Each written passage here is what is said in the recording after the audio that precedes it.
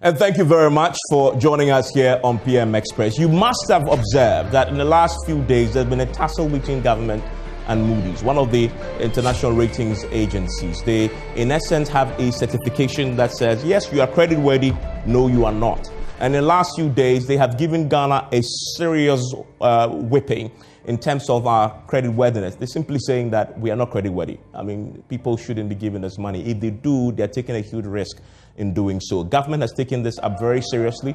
They've taken this to the AU. The AU's organ, the peer review mechanism, has issued a statement. Very unprecedented fight that is ensuing here, with government saying that indeed they are challenging the basis of that. You've heard all that already, but here's the thing. Have you stopped to pause to consider what this means for you, for your pocket? That is what we're going to be doing tonight. We're going to be breaking this down, hopefully for you to understand, and so we can all appreciate why this is such a big deal for government, indeed.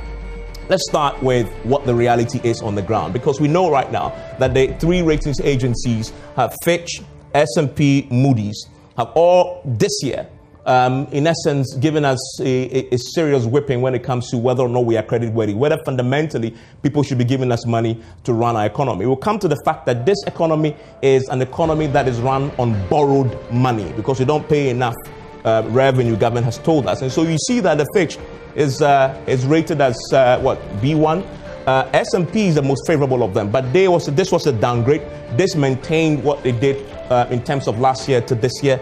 And the Moody's is the biggest one, because we talk about triple C here, which is a big one, which that the government, of course, is very unhappy about in terms of its impact on us. Now, the reactions have been very swift indeed. We've seen the finance ministry say that they refer this to that there's a bias in the rating that they've talked about, which is a very serious accusation of Moody's. They've also talked about Moody's failed to consider key information that they give to them to consider as part of calculating this. Now, we've talked about President Akufo-Addo himself has taken this up at the AU level, saying that the African countries must guard against these ratings agencies, putting a spanner in our wounds when we are down and kicking us whilst we are down in the midst of the pandemic. And there's this bias theme seems to have continued. In the wake of the president's own, assertions on this, the AU's organ, the Africa Peer Review Mechanism, jumped in. They said they agreed with the concerns of the Ghanaian government as far as Moody's is concerned. And so, of course, they are asking Moody's, in essence, backing government to say, review what you've done because you considered, information that was not complete. Now, the thing I need to do this because it's important to understand when it comes to the ratings agencies. Let's start with Fitch. The historical ratings that has happened over the year. This is not the first time this has happened. But what you begin to see in the trend I'm about to show you is that this is the worst it's been in a long, long time. Let's start with Fitch, because this is the best for Fitch. If you look at the Fitch, the B+ for Fitch, this is stable outlook. The rings around it gives us a stable outlook. They gave us in 2013, when it first came onto the scene, rating Ghana, for example, a B+. Why do you need the ratings? Why do you need them? Because I am going to lend you money, right? I need to be sure that you can pay me back. And you need somebody, an independent person, who can tell me who is giving you the money, that if I give you the money, you can pay me back. The independent person will come into your life and will come and assess your ability to pay me back. And then will report back and say, listen, you can pay me back or you cannot. And that's where they come in. So they started off in 2003 and said B+, junk status, but with stable. So that was good. But if you look at that, so we stayed at this for a while, it alternating between, positive outlook to negative outlook for quite a while. But pay attention to what happens when this government came into office. Before they came into office, according to Fitch, the last time they did this was 2014. They gave us a B with a negative outlook. And then right after that, we came to the 2017 when this government came into office. And they gave us still a B, but with a stable outlook. And the government, they were very happy with this because of where we're coming from after the elections of 2016. And they said, listen, well, this is good for us. But look at where we are. We've never been here before. We've never been here before. We've never been here before when it comes to Fitch. Right? Fitch is now telling us that we are now B-. First time they've done that, by the way, when it comes to Ghana. And we are also with a pretty negative outlook there, which is a fundamental problem for government. I'll tell you why government cares and why you probably should care also. Let's go to Moody's, and this is the one that has really got government really upset. And remember, their petition that they've written, the concerns and the press release was about Moody's, because Moody's downgrade is the sharpest of the three. Because Moody's is telling us that we are we are CAA1, that's a triple C, that is super junk. In other words, the bond that you float, your ability to pay, you can't pay. You are so down there, there's so much risk around you. If I give you money, you will probably default. That is how bad they are. They're telling that we are. But there's some silver lining there, which is that the outlook is stable. Going forward, they are projecting that we have some mechanisms to make sure that, well, the economy will probably be stable going forward. But fundamentally, if I'm going to give you money, I'm going to look at what Moody's has said. Now, if you look at S&P is probably the most favorable, because all they've done is to maintain our ratings from 2020 to 2022, in essence to say we are B minus and we are also stable. So no problem there. That's why you haven't heard government say much about the S&P one, but they're saying a lot about Moody's. Let's now begin to understand what this means. I've said a bit about this, but fundamentally, if you look at what this is Moody's, very high credit risk. What are they telling the investors? Don't forget one thing. Ghanaian economy, we run on borrowed money. I'll tell you why very shortly. The graphs tell the story. Very high risk, very high risk. If we give you the money, if they give us the money, we might probably not be able, we will struggle to pay. But that's what they're saying in essence. Junk. What this means they're telling the world is the high interest rates. What it means is that if it's risky to give you money, then it's going to cost you more to borrow, which is in essence what is going to happen to Ghana. So high interest rate. Have you borrowed from the bank before? If somebody tells the bank that you may not pay back, but the bank decides to give you the money, the bank is going to charge you killer interest rates, which is what is happening now to Ghana out there. Higher risk of default. For me, this is fundamentally the apocalyptic scenario. When a nation, a sovereign state is unable to pay back to those who have given it money, it is apocalyptic. The last time it happened to a country, it happened to Suriname recently, but it's happened to Argentina. They began to sell Argentina's assets internationally. That is how bad it is. So we really don't want to get here at all. Then limited access to funds. For a country that runs on borrowed money, if you can't go and borrow more, we are in deep trouble. But that is what it means for the Ghanaian economy. Very, very difficult times indeed on the back of these ratings. Now this picture here, it's in the 2022 budget. This is what tells the story. If you're watching this is what tells the story. Because listen, compensation, everything that we earn as a country, two line items take 72.9% of that. The major one, and for the first time, I'll show you a trend analysis. For the first time, interest payments, what we are paying for the loans that we've taken, the borrowing that we've done, for the very first time, what we are paying all those people who have lent us money exceeds what we pay to you, the workers in the state, including you, TAG, by the way, who are on strike, right? And so you see here, compensation is 35.8 billion, but interest payments is 37.5 billion. By the time we finish these two items alone, we are only left with 27.1% of all the revenue and everything else that we make in this country to do what? To do roads, subsidies, goods, and services. That is how dire it is. Have you asked yourself why it's been a month? Utah, the university lecturers have been on strike, and government cannot agree to pay them what they are asking for.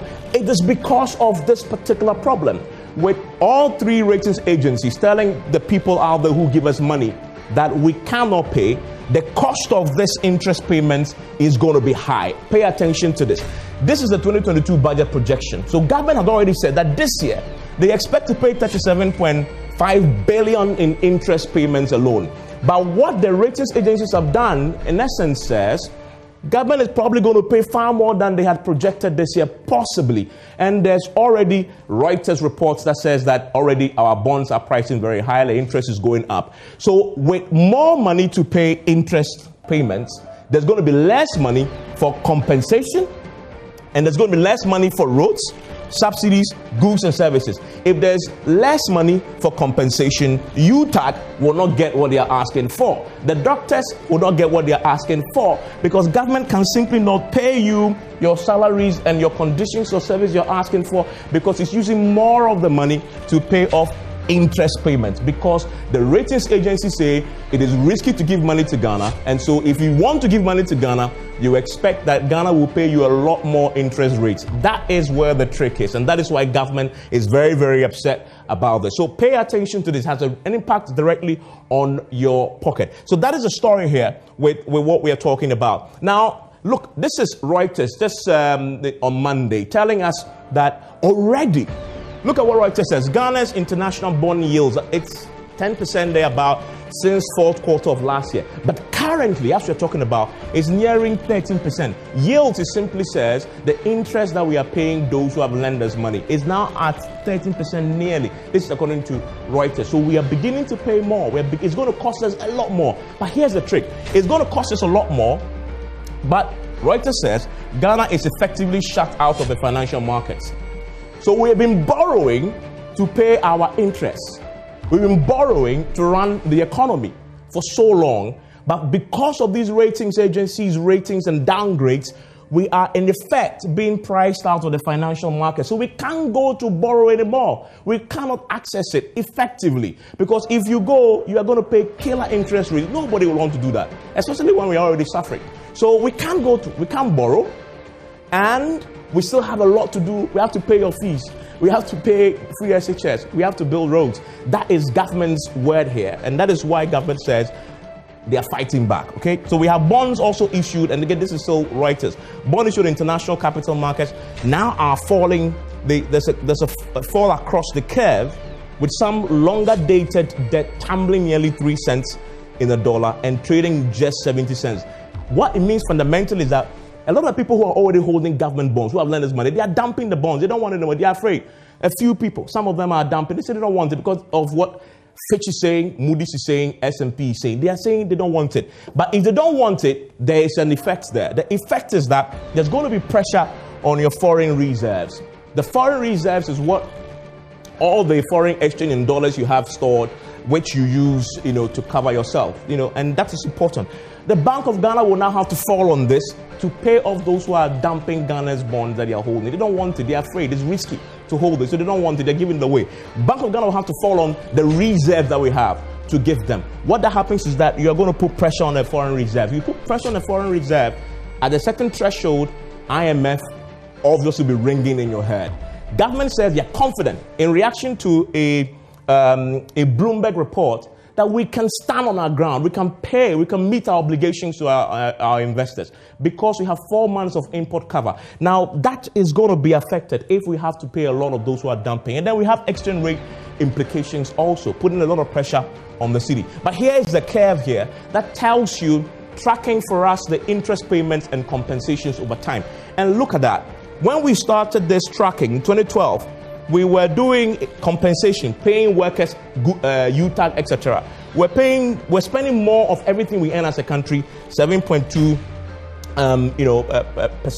billion cedis, and we're spending only 2.4. Pay attention, only 2.4 billion on interest payments. That is 2012. Come to 2020, for the very first time, as we've seen here, it started in 2021 here.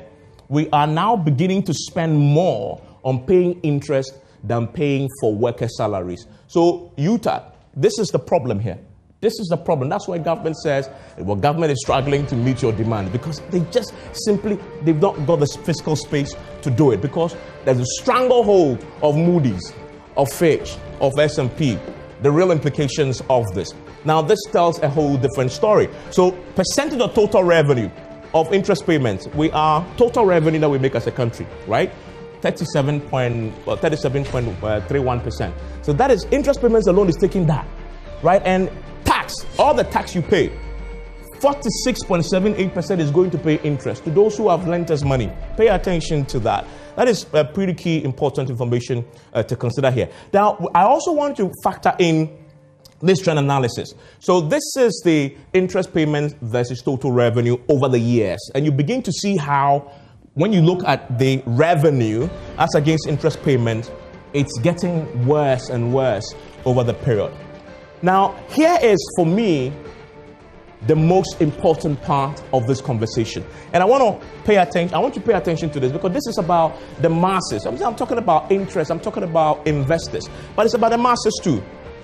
Because government will now be paying more for the interest. Remember that what I showed you, which is now even more than anything else that we can spend our money on as a country. Because government is paying more interest now, because of Fitch's rating, because of Moody's, because of S&P, there's little money for government to do a lot of things, right?